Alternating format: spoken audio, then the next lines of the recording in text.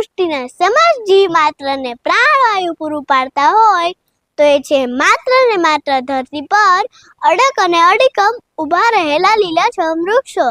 હું શૌર્ય કાકરેચા રાજકોટનો બાળકતા છું, એટલે રાજકોટથી શરૂઆત કરું તો અહીંના માનવ સેવા ચેરિટેબલ ટ્રસ્ટ સંચાલિત સદભાવના વૃદ્ધાશ્રમ દ્વારા થતી વૃક્ષારોપણની અવિરત સેવાઓ આપ સર્વ સોશિયલ મીડિયાના માધ્યમથી જોઈ ચૂક્યા છો.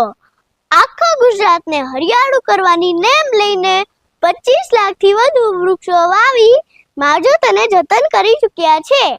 બીજું ઉદાહરણ આપું તો કર્ણભૂમિ સુરતમાં ચાલતી ગ્રીન આર્મી ચેરિટેબલ ટ્રસ્ટ સંસ્થા જે 365 દિવસ સવારે 5 થી 8 વાગ્યા સુધી સુરતના તમામ વિસ્તારોમાં વૃક્ષારોપણ કરી માવજત અને જતન કરતી એક નામાંકિત સંસ્થા છે.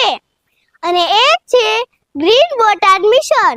આ કાંઈ વખાણ કરવા નથી, પણ હકીકત છે જેમને મારા શબ્દથી ના બિરદાવી શકું, પણ પ્રેરણા આપતી સંસ્થાને આપ સુધી પહોંચાડી શકું છું. જાજુ નહીં, પણ એટલું કહું કે પ્રકૃતિ અને પર્યાવરણને આપણી જરૂર નથી, પણ આપણે સદાને માટે નિરંતર એમની જરૂર છે. તો નૈતિક જવાબદારી અને ફરજ બજાવતા